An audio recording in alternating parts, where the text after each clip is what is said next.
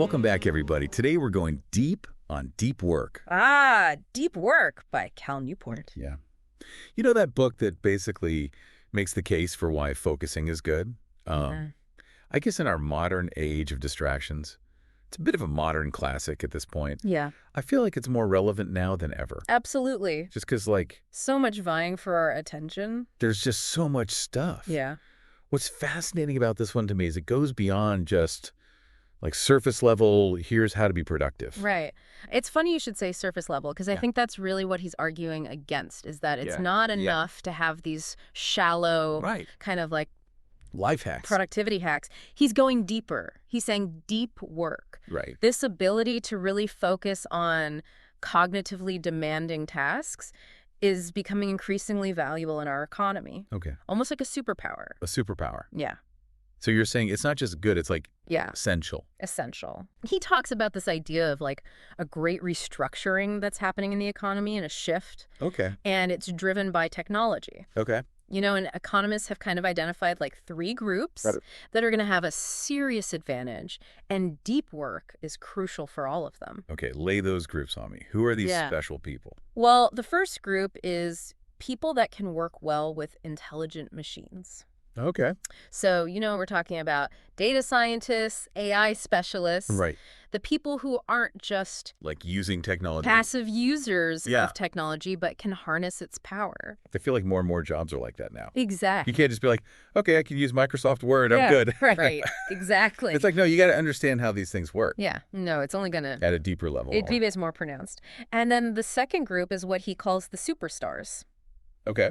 These are individuals like, you know, top programmers, consultants, whatever, who can kind of operate remotely Yeah. and serve a global market.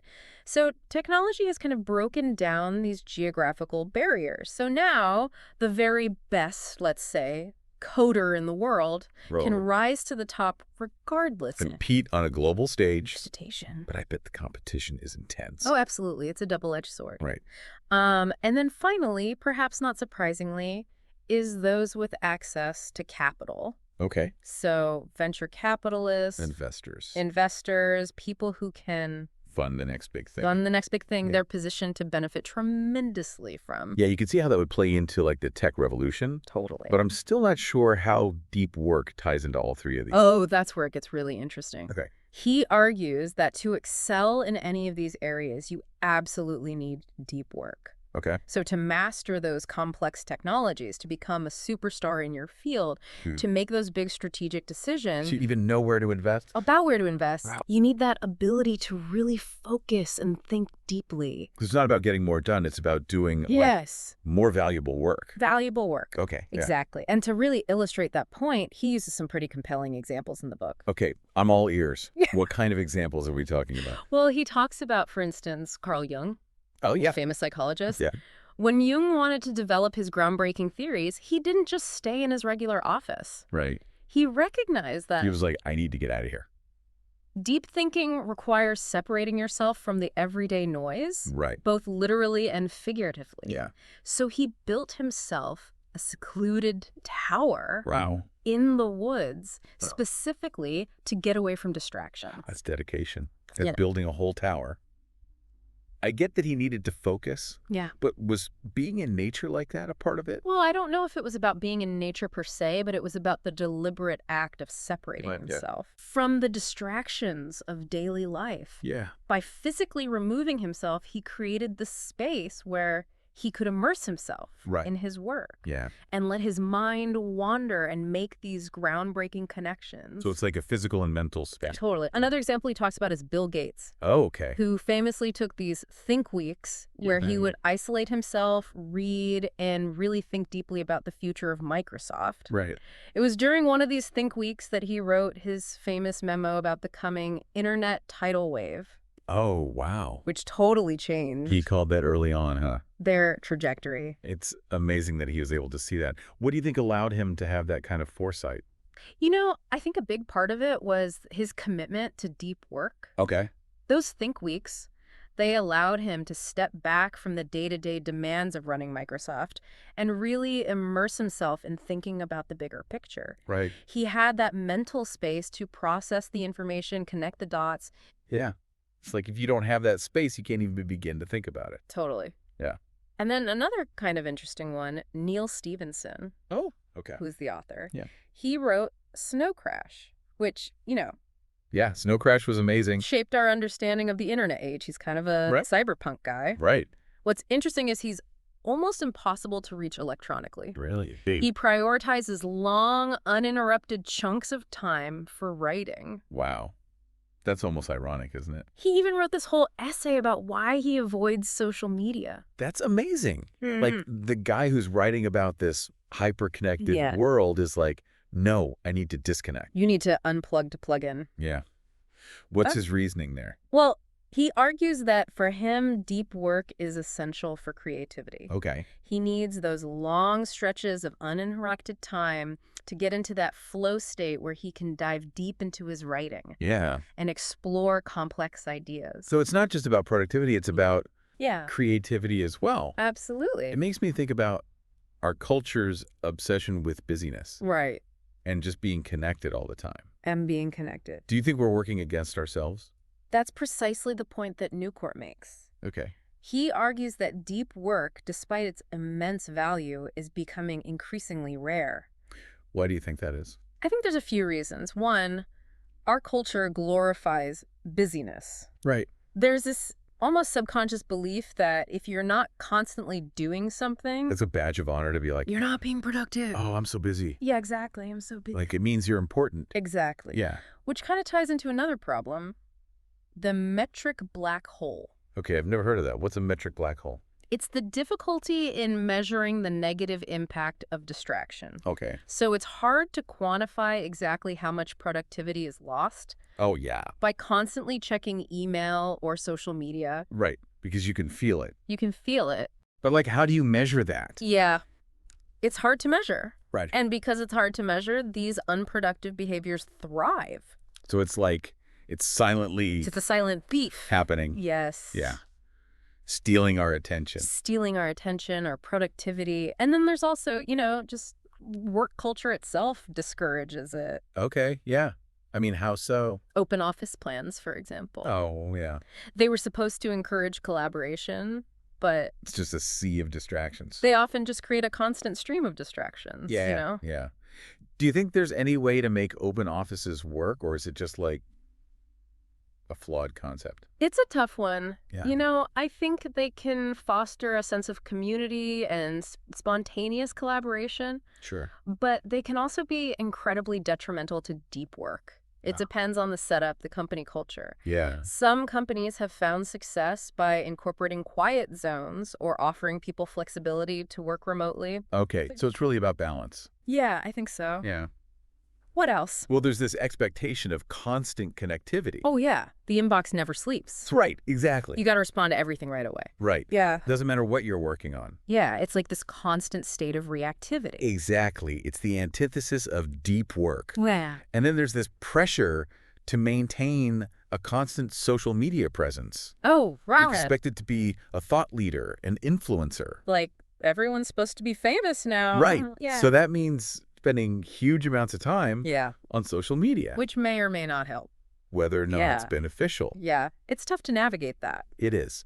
But the takeaway here is that our culture often pushes us towards distraction, busyness, and shallow work, Right. even though deep work is It's the opposite of what we should be doing. increasingly valuable. So we have this situation where deep work is incredibly valuable, but our entire culture is like, don't do that. Yeah. And that's what makes deep work such a compelling read. All right. It forces us to confront this tension Right. and think critically about how we can reclaim our time and attention Right. in a world that's constantly vying for it. Right. It's like we're all just running around trying to keep up. Are we actually accomplishing anything? Yeah. Are we living intentionally, or are we just letting ourselves be swept away? That's a great question. He has some ideas, though, right? Right? About how to actually do this. Oh, absolutely. Okay, so he doesn't just leave us hanging. No, he doesn't just leave us hanging. But I think before we jump into the practical stuff, Right. it's important to understand why deep work matters. Yeah. Not just for productivity, Okay. but for something much deeper. All right. Now we're getting into it. I like this. Finding meaning and satisfaction in our work. All right, I'm ready. Let's talk about it.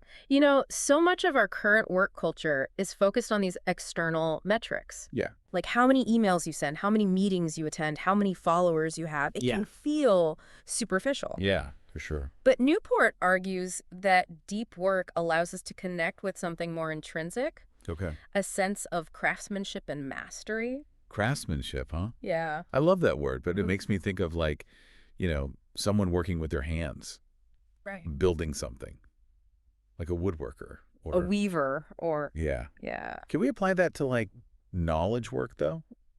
Like writing a report or coding software? That's a common misconception. But Newport argues that we absolutely can. Okay. It's not about the tangibility of the output, Right. but the intentionality and skill that goes into creating it. So it's more about the approach. Right. Like how you think about it. It's about shifting our perspective, Okay. seeing our work through a different lens. So instead of thinking about it like I'm just, cranking out this report, Right. I'm actually crafting something. Exactly. He shares this fascinating story about a master swordsmith named Rick Furrer. Oh, wow.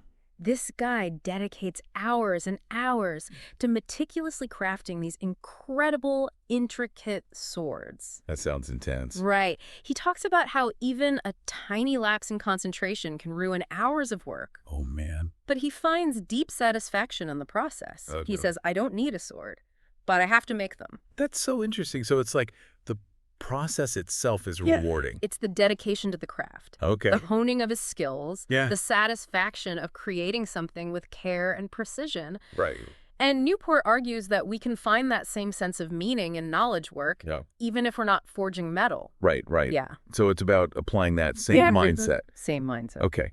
But what about those jobs that maybe aren't that inspiring on the surface? Like, what if you're doing data entry all day or answering customer service calls? How do you find that craftsmanship there? Yeah, that's a great question. Yeah. And I think it gets to the heart of Newport's argument. Okay. He says, we put too much emphasis on job descriptions and this idea of follow your passion. Right. Like, find that perfect job. Right. Okay. But maybe it's not about finding the perfect job, but about cultivating a deeper approach Okay. to whatever work we're doing. I see. So less about what you're doing. Yeah. More about how you're thinking about it. Exactly. Yeah. He talks about how traditional craftsmen, for most of human history, Right. being a blacksmith, a wheelwright, wasn't glamorous. Right. It was hard work, often repetitive. Yeah. But those craftsmen still found meaning Okay. in their work because they took pride in their skill, the quality of their craft. Yeah. Like they were doing the best they could, even if it wasn't the most exciting thing. Exactly. And that's where deep work comes in. Okay. How so? It's through deep work that we can develop those skills, that sense of mastery, that connection to our craft. It's through deep work that we can elevate even the most ordinary tasks. So you're saying anyone can do it? Yeah. Another misconception is that some people are just naturally better at focusing than others. Right. But Newport's very clear that deep work is a skill Right. that needs to be cultivated. It's not about willpower. It's about developing habits and practices that support focused concentration. So like any skill, you got to practice. Exactly. The more you practice, the easier it becomes. Right. Okay, so let's talk about some strategies. Okay. All right. One of the most surprising, and I think important, is embracing boredom. Embrace boredom. I know. That sounds kind of counterintuitive. It's counterintuitive, but he makes a really compelling case for it. Okay. He argues that our constant exposure to stimulating content, instant gratification, Right. It's everywhere. has made us terrible Yeah. at tolerating even the slightest hint of boredom. I'm the worst at it. Yeah, right. Like if there's a moment of silence, I'm like, where's my phone? Right. Hmm. That's the habit we need to break if Right. we want to cultivate deep work. Right. He suggests practicing what he calls productive meditation. Productive meditation. Yeah. What's that? It's about intentionally focusing on a single thought Okay. or a problem, even when your mind wants to wander. Okay. So, doing this during activities like walking or showering, times when you're not using technology. Okay. It's about building your capacity to resist distractions Right. and stay focused, even when things aren't super stimulating. So it's like training your brain. Exactly. Training your attention span. Right. It's hard at first, but with practice, Right. it becomes easier to Mhm. resist those distractions and stay focused for Mhm. longer periods. What else? Another strategy is scheduling internet blocks. Okay, that one sounds a little more doable. So like setting aside time for email and social media and just like not doing it the rest of the day. Exactly. Instead Okay. of constantly reacting to every notification, Right. we should be more intentional Yeah. about when and how we engage with technology. I like that. Being more in control. Right. We should be the ones in control, Yeah. not our devices. Yeah, yeah. So he suggests setting specific times Right. for checking email and social media Okay. and then sticking to them. Like a schedule. A schedule. Right. Maybe you check email twice a day, or you dedicate 30 minutes in the evening to Yeah. social media. The key is to create those boundaries. Yeah, yeah. So you're not constantly Right. being pulled in. Exactly. And by sticking to those scheduled blocks, Right. we retrain our brains Yeah. to be less susceptible So you're kind of to those digital distractions, breaking that the addiction. brain. It can be really transformative. Okay. You know, it helps to create that sense of calm and control. Right. Amidst the chaos. Yeah, yeah, I can see that. So Okay, so we've got embracing boredom. embracing boredom, We've got scheduling those internet blocks. scheduling internet blocks. Anything else we can do to kind of fight against? He also suggests quitting social media. Okay, that's a big one. I know. I don't know if I'm ready for that. He understands that it's not a decision to be taken lightly. Yeah. He's not saying everyone needs to go completely off the grid, Okay. but he does encourage us to be honest Yeah. about whether social media is actually serving Yeah. our most important goals. It's like if you're using it for business. Yeah, if you're using it Or you're part of a certain community or to something. connect with certain communities. Yeah. Yeah. Maybe that makes sense. But if you're just, Mindlessly scrolling. mindlessly scrolling, Yeah. then maybe it's time to reassess. I like that. Yeah. It's about being more intentional, Intentional. not just doing something mindlessly because you've always done it. He says, ask yourself, is this tool really adding value to my life, or is it just taking up my time and attention? It's a good question to ask. It is. It's about aligning our actions with our values. Right. If deep work and focused concentration are important to us, Yeah. we need to be willing to make some tough choices. Yeah. I'm seeing this theme of intentionality come up a lot. Yeah, I think that's really at the core of it. Okay. Deep work isn't something that just happens. Right. It requires a conscious choice, Okay. a commitment to prioritizing focus over distraction. Okay. So we talked about embracing boredom. Right. We've got the internet blocks. We're reassessing our social media. Great. Any other strategies? The last one is what he calls draining the shallows. Draining the shallows. Okay. Yeah. What does that mean? It's about being intentional with how you spend your time and energy. Okay. He argues that we tend to fill our days with a lot of shallow work, like email, meetings, administrative tasks. Yeah. All the stuff that feels busy. Right, it's easy to do, Yeah. but doesn't actually move the needle It's not the importance. on your most important goals. Yeah. I think a lot of us can relate Yeah. to that feeling of getting to the end of the day and being like, oh, I was busy all day. But what did I actually do? But I'm not sure I accomplished anything meaningful. Yeah, exactly. And that's what he's trying to address with this. Okay. He argues that by minimizing shallow work, Okay. we free up more time and energy Uh-huh. for the deep work that really matters. He even shares this example of the software company 37 Signals. Okay. They experimented with a 4-day work week Wow. and found that their employees were just as productive. 4-day work week. Sign me up. But that's really interesting that they were able to do that Right. and maintain the same level of productivity. It suggests that a lot of the shallow work we do Right. Maybe we don't even need to do it. might be completely unnecessary. Yeah. It's about challenging our assumptions Okay. about what it means to be productive. I like that. Sometimes doing less Yeah. can lead to greater results. So it all comes back to that intentionality. It does. Really thinking about what you're doing. Yeah. Why you're doing it. Prioritizing Yeah. depth over shallowness, Quality over or quantity. quality over quantity. I'm really liking this deep work philosophy. Yeah. It's not just about getting things done. Right. It's about doing meaningful work, Right. Yeah. finding satisfaction, Yeah. maybe even living a more fulfilling life. It is.